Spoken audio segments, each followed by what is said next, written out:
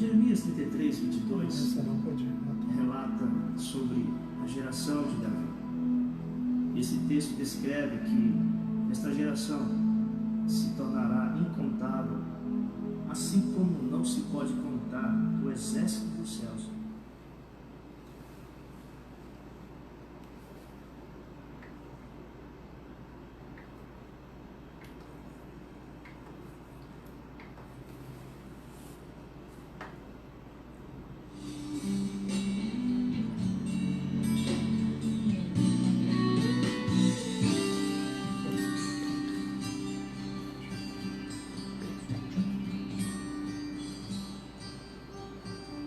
Seja exaltado, ó Deus, acima de todos os céus. Seja exaltado, ó Deus, tua glória sobre a terra. Seja exaltado, ó Deus. Sim, Deus, seja exaltado, Senhor, em cada vida, em cada lar, onde estiver precisando da sua presença, e sempre estaremos precisando, que o Senhor venha ser exaltado, Senhor, nas necessidades, nas expectativas, que tu seja exaltado em nome do Senhor Jesus. Olá, pessoal, boa noite. Com uma satisfação imensa no meu coração, transbordando de alegria, que eu te dou bem-vindos. Sejam bem-vindos. Com saudade de vocês, mas eu creio que terça-feira vocês foram imensamente abençoados. E eu quero oferecer esse último dia de abril, pela existência da nossa igreja, que comemorou mais um ano de existência e não pudemos comemorar da forma que nós esperávamos, né? Com a apresentação do coral, enfim, um culto especial ao Senhor, mas nós podemos fazer nesse último dia de abril, fechar com um grande finale. Que Deus nos abençoe. Espero que venha te fazer bem nesta noite,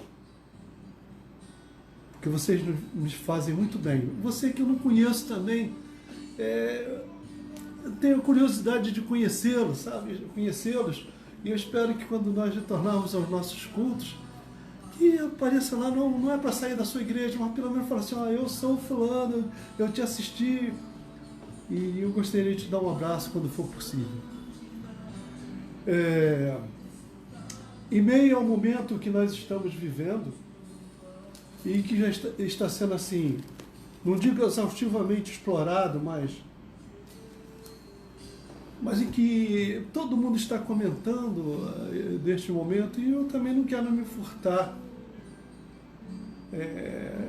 de expressar, mas através da palavra, não através da minha opinião pessoal. Um momento de alento, um momento de esperança, numa fé única, depositada no único Deus. Essa é mais uma edição de Sementes de Vida. Abra sua Bíblia, por favor, em Ruth, capítulo 2, versículo 3. Ruth, capítulo 2, depois de Juízes. Versículo 3. Versículo 2, para uma melhor compreensão. Eu sempre faço isso, né? Digo um versículo e antecipo o outro, né? Vamos antecipar mais um pouquinho, do versículo 1 ao 3. Que diz? Ruth 2, 1 ao 3. Noemi tinha um parente de seu marido, dono de muitos bens, da família de Elimeleque, a qual se chamava Boaz. Ruth, a moabita, disse a Noemi: deixe-me ir ao campo para apanhar espigas atrás daquele que me permitir fazer isso? Noemi respondeu: vá, minha filha. Versículo 3. Ela se foi, chegou ao campo e apanhava espigas atrás dos ceifeiros. Preste bem atenção, grife esta palavra. Por casualidade, a palavra casualidade, por favor. Entrou na parte do campo que pertencia a Boaz, que era de família de Elimeleque. Senhor, Deus e Pai, curve a sua cabeça, feche seus olhos. Vamos tratar de assunto que expressa a sua vontade, o seu desejo sobre as nossas vidas. Quem sabe de uma forma diferente, com desfecho diferente, obviamente desta mulher, Senhor, de Ruth, mas Tu tens estabelecido um plano, um projeto para nós. E nós te pedimos, executa o Teu querer neste momento, Pai, eu te peço, neste momento de apreensão, em que já passamos dos 40 dias, e não temos a previsão de retorno preciso às atividades normais,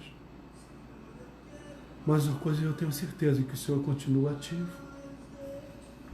que o Senhor continua sendo o mesmo, e o Senhor tem, creio que este momento como propósito para as nossas vidas, para o avivamento da Tua igreja, que às vezes se encontrava em um adormecimento profundo, num estado de letargia, de apatia, e agora está descobrindo como faz falta a comunhão dos santos, como faz falta adorar o Senhor, como faz falta interceder por alguém, como faz falta orar 7:30 da manhã todos os domingos de joelhos dobrados, como faz falta dizer eu te amo, meu irmão, como faz falta eu te ver, como faz falta eu creio em você me ver, essa interação. Mas eu creio que este momento de subtração vai passar e o Senhor está engrandecido. Em nome do Senhor Jesus. Amém. Que o Senhor, pelo seu Espírito Santo, nos conduza nesta noite. Versículo 3, repito. Ela se foi, chegou ao campo, ou seja, Ruth, e apanhava espigas atrás dos ceifeiros, ou em outras traduções, choças, por casualidade. Isso em todas as Bíblias está escrito. Entrou na parte do campo que pertencia a Boaz, que era da família de Elimeleque. Olha, o título dessa mensagem é Casualidade, um instrumento nas mãos de Deus. Você observe, vamos entender, resumidamente, desculpe-me, a causa desta mulher ter entrado casualmente, acidentalmente, na propriedade, na lavoura de Boaz. No versículo 1, do capítulo 1, diz que naquele período houve uma grande fome. E esta mulher, Noemi, ela tinha 2 filhos, Malom e Quilom. E que eles desposaram, respectivamente, Orfa e Ruth.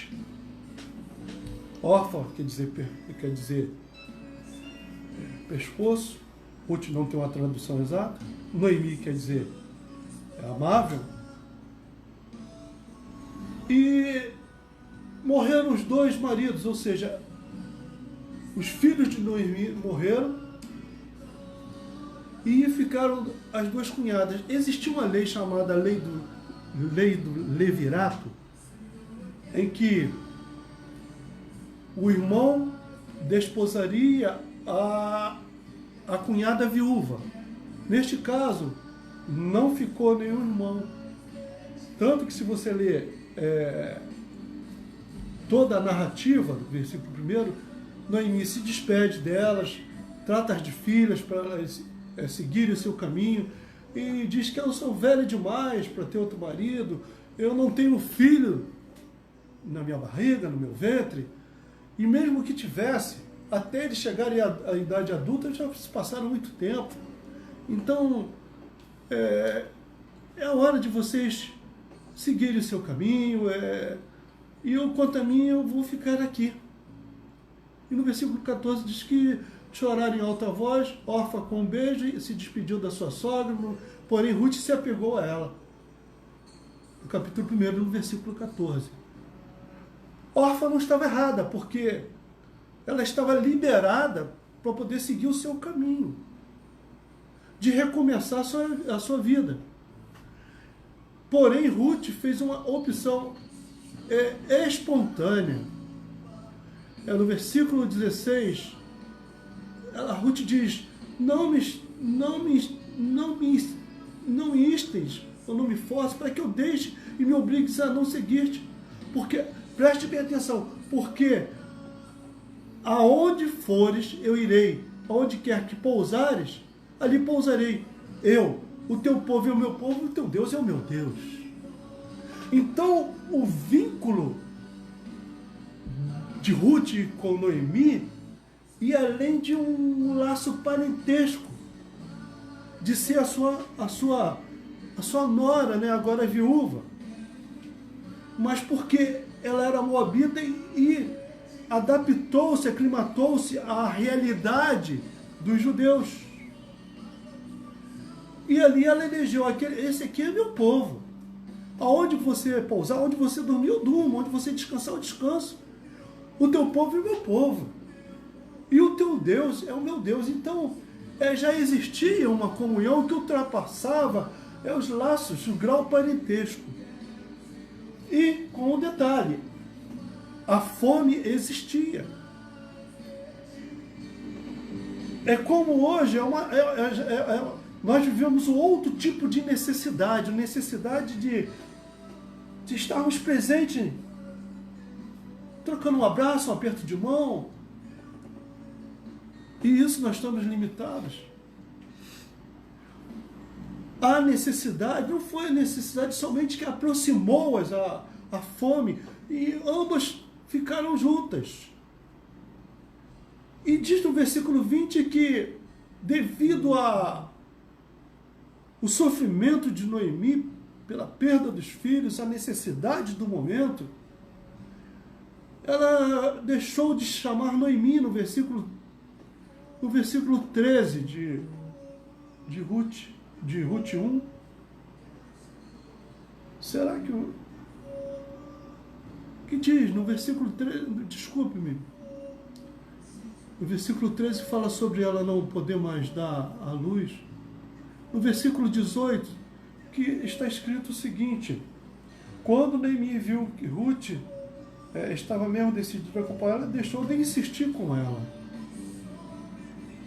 Interessante, ela deixou se dobrar pelo argumento de que existia algo maior que dava suporte àquela amizade, aquela relação que se chamava comunhão em Deus. E no versículo 20, mesmo esta comunhão não impediu de que se tornasse um alento para Noemi. Noemi vivia uma realidade drástica de perda dos 2 filhos, como eu falei, um momento de fome nacional. Ela diz no versículo 20, porém, ela lhe dizia: não me chameis Noemi. A partir de agora, o meu nome é o quê? É Mara. Noemi quer dizer amável. Mara quer dizer amargo, amargoso. E no desdobrar, no decorrer dessa conversa, e que eu espero que você leia depois, com atenção, Noemi voltou da terra de Moabe com Ruth, no versículo 22 do capítulo 1, e chegaram a Belém no começo da colheita da cevada, ou seja, no momento em que poderia a fome estancar. E Noemi instruiu Ruth a se dirigir, estou assim resumindo ao máximo, a entrar na eira, na lavoura de Boaz, que era um parente dela distante, que tinha posses. capítulo 2, versículo 1, repito, Noemi tinha um parente de seu marido, dono de muitos bens da família de Elimeleque, o qual se chamava Boaz. Ruth, a moabita, disse a Noemi, deixe-me ir ao campo para apanhar espigas atrás daquele que me permitir fazer isso? Noemi respondeu, vá, minha filha. No versículo 3, o versículo que nós estamos usando como catapulta, ela se foi, chegou no campo e apanhava espigas atrás dos ceifeiros. Por casualidade, entrou na parte do campo que pertencia a Boaz, que era da família de Elimeleque. Ela não tinha a intenção, acidentalmente ela entrou, casualmente, entrou na propriedade de Boaz, que quer dizer força. E no capítulo 2, no versículo 8, do versículo 8 ao versículo 21 e do capítulo 3, do versículo 1 ao 5, fala desse encontro, descreve esse encontro. A conversa evoluiu que no capítulo 3, do versículo 6 ao versículo 18, Boaz pede em casamento, promete casar-se com Ruth. No capítulo 2, do versículo 1 ao 12, Boaz casa com Ruth. Depois você vê que é interessante. Em Ruth, capítulo 4, versículo 13, versículo 17, obviamente, após o casamento, Ruth concebe a Obed, que quer dizer adorador. Aí sim a gente começa a trabalhar em que Deus trabalha segundo a intenção do homem, o que ele pretende fazer, o que ele sonha. Se é lícito, ele reage favoravelmente. Ele trabalha segundo os seus planos. O plano de salvação executado na cruz do Calvário é um plano magnífico, máximo. E trabalha agora, como nós estamos aprendendo, na casualidade. Não houve um planejamento dessa mulher de Ruth. E Boaz desposou-a, e a palavra do Senhor diz, em Ruth 4, 17 e 22, por favor, vamos lá. Ruth 4, 17.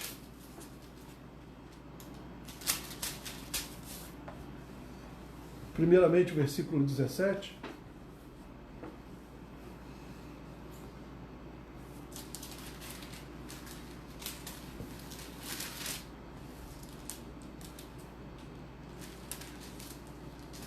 É interessante essa leitura,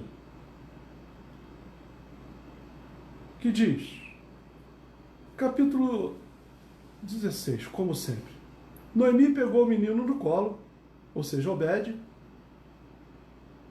quer dizer, o adorador, e passou a cuidar dele. As vizinhas lhe deram o nome dizendo, nasceu um filho para Noemi e o chamaram de Obed. Este veio a ser o quê? Preste atenção, olha os propósitos de Deus. A ser pai de Jessé, quer dizer, ele foi pai de Jessé, que por sua vez foi pai de Davi, Jessé quer dizer presente de Deus. Davi o amado, obviamente foi neto de Obed. Olha, vá acompanhando esse raciocínio bíblico. Isso é para nós gerarmos assim um grande contentamento e a expectativa que Deus trabalha na casualidade. Davi gerou filhos, dentre deles Salomão, o pacífico, o mais notável, o mais conhecido, o mais sábio dos homens, segundo a palavra. Portanto, bisneto de Obed. E Davi teve o seu reino eternizado em Jesus, o nosso Salvador, porque Jesus fez parte dessa árvore genealógica. Jesus fazia parte da dinastia, foi a última ponta dessa dinastia. Jesus era da linhagem de Davi, portanto, da linhagem de Obed. Eu posso te provar isso, Mateus 1. Mateus capítulo 1, por favor. Mateus capítulo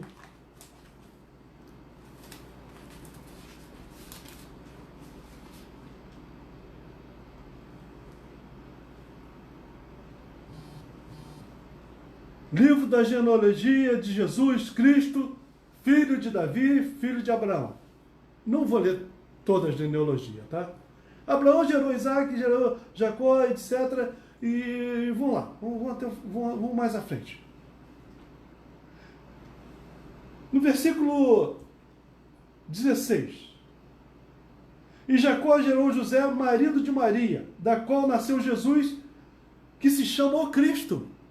José, da linhagem de Obed, da linhagem de Davi, da linhagem de Salomão,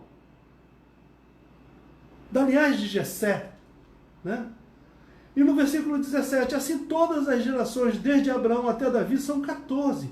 Desde Davi até o exílio na Babilônia, 14 gerações, e desde o exílio da Babilônia até Cristo, 14 gerações. Ou seja, Jesus era da linhagem de Boaz, da linhagem de Ruth, da linhagem de Obed, de Jessé, de Davi, de Salomão, de José, obviamente, seu pai. Nós fazemos parte desta linhagem. Porque o Senhor Jesus não é o nosso rei? Claro que ele é o nosso Senhor. Então, o seu sangue corre, nas suas veias corre um sangue nobre. O sangue do Altíssimo. Você é puro sangue. Então você vê aqui que não, Deus trabalha numa casualidade tratando-a de pretensa. Não de provável, mas de uma realidade. Que Deus espetacular é esse? No momento de fome, Ruth foi suprida, Noemi foi suprida, nasceu Obed, que gerou Jessé, que gerou Davi, que gerou Salomão, entre outros filhos, que gerou a José lá no final, 14 gerações depois, e que José gerou a Cristo, e que Cristo gerou a você. Nós somos gerados em Cristo Jesus. Uma nova vida em Cristo Jesus. Olha, você observe, eu gosto de coisas, de fatos curiosos. E a Bíblia tem, no mínimo, para quem gosta de satisfazer a sua curiosidade, eu quero te apresentar mais uma. Você sabe onde está? Você sabe onde está localizado o capítulo mais central, o capítulo centralizado da Bíblia, o capítulo do centro da Bíblia? Você sabe onde está o versículo assim exatamente central da Bíblia? Depois eu vou te mostrar agora. Salmo 118 é o capítulo central da Bíblia. Abra lá, por favor. Está abrindo? Salmo 118, versículo 8, o versículo central da Bíblia. Esse é interessante que existem 594 capítulos antes do Salmo 118, mais 594 capítulos depois, totalizando 1188 capítulos. E exatamente o versículo 8 é o centro da Bíblia, que diz o seguinte: melhor é buscar refúgio no Senhor do que confiar nos seres humanos. Será que essa é mais uma casualidade bíblica? Uma mera casualidade? O capítulo central da Bíblia, no versículo central, precisamente central, 594 capítulos antes, 594 depois, totalizando 1188 capítulos. Melhor, versículo 8 do Salmo 118, melhor é buscar refúgio no Senhor do que confiar nos seres humanos. Tenha certeza, você não é fruto de um projeto casual de Deus, porque Deus tem promessas para a sua vida, você é alvo dos objetivos do Senhor. Posso te provar isso? Voltando lá em Ruth, capítulo 1, versículo 16, que diz: porém, respondeu Ruth, não insista para que eu a deixe, nem me obrigue a seguir, porque aonde quer que você for, irei eu. Onde quer que pousar, ali pousarei. O seu povo é o meu povo, o seu Deus é o meu Deus. Que assim seja em nossas vidas. Deus trabalha segundo seus planos na intenção do homem e na casualidade. O momento que nós estamos vivendo é acidental, é casual.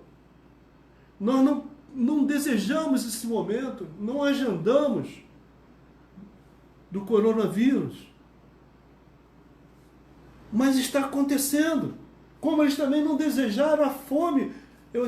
Os contemporâneos de Noemi, as suas noras, e eles voltaram no período da provisão, no período em que coletava-se a cevada em Belém. É tempo de colher aquilo que você plantou.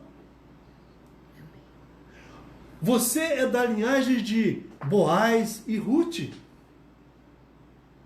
O que Deus quer fazer na sua vida, você nem é inimaginável, é impensável, é incompreensível a natureza humana. Você já pensou que você tem o sangue pela fé de Jessé, de Obed, de Salomão, o homem mais sábio do mundo, de Davi? Você não é um qualquer. Repito, guarde isso no seu coração. Memorize no seu coração. Aonde você pousar, eu pousarei, se você desejar repetir. O seu povo é o meu povo. O seu Deus é o meu Deus. A nossa comunhão está acima de qualquer dúvida, de qualquer embate, de qualquer ponto de vista, de qualquer grau parentesco. Não é o momento, eu estou dizendo fartamente isso, exaustivamente, de discutirmos aquilo ou aquilo outro. Basta uma palavra do Senhor. Esse momento vai passar. E como diz a palavra, eles são breves e momentâneos para que se produzam a glória do Senhor.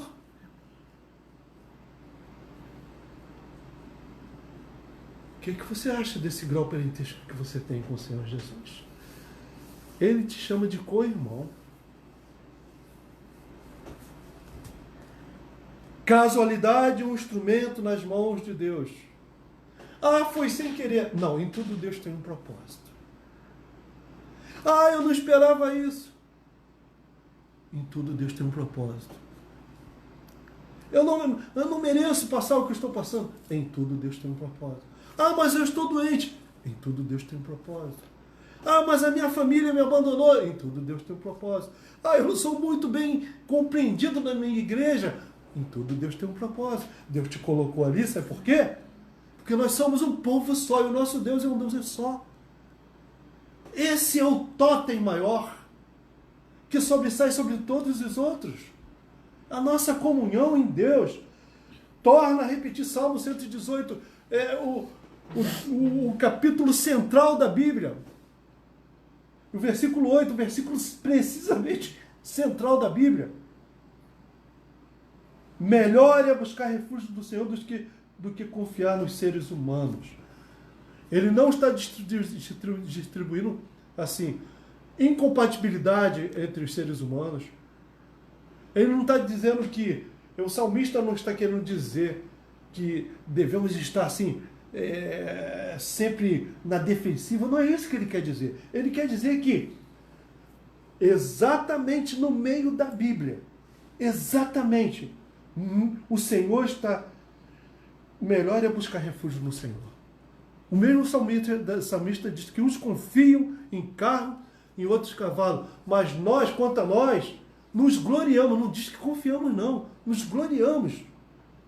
A nossa esperança não está em A, nem B, nem C, nem D. A nossa esperança está em Deus. E há muita gente confessando Deus sem ter o temor devido ao Senhor, explorando o Evangelho. Mas isso não me diz respeito. Você, então, deixou de ser uma casualidade para fazer parte de um projeto de Deus. Curve sua cabeça. Antes de nos despedirmos, eu quero orar.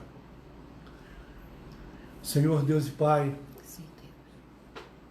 em nome de Cristo Jesus, eu estendo as minhas mãos em direção, pela fé, a cada lar, a cada vida que se sintam tocados pela Tua presença. E aonde tiver um foco, Senhor, de resistência à Tua presença, um foco de desrespeito, de insolência aos ditames bíblicos. Senhor, onde estiver uma pessoa enferma, Senhor, onde estiver uma pessoa alucinada, Senhor, por espíritos imundos, eu creio que Tu tens poder suficiente, mais do que o suficiente, para desfazer todo o trabalho de feitiçaria. Eu creio que Tu és um Deus que é um Deus que coleciona milagres e que se alimenta do louvor do Seu povo. Glória a Deus! Louvado seja o nome do Senhor. Diga: louvado seja o nome do Senhor. Essa chance talvez você não terá mais. Hoje é o dia que o Senhor te deu. Alegremos e nos regozijamos nele. Se farte da presença de Deus, porque você faz parte de uma linhagem santa, divina, poderosa, cujo reino está nos céus. Seu reino está nos céus, mas os seus pés estão na terra. Em nome de Jesus, não maquie o seu momento de tristeza, divulgando uma alegria cênica, dizendo que tudo está bem quando não está bem. Mas vai ficar em nome do Senhor Jesus, porque Deus, quando te escolheu, não escolheu casualmente. Nós fomos escolhidos, atraídos pelo seu imenso amor. Ele tem um propósito, ele tem um objetivo, ele tem uma finalidade.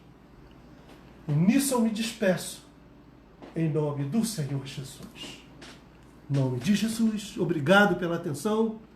Domingo, 10h30, Semente de Vida, 19 horas, nosso culto online.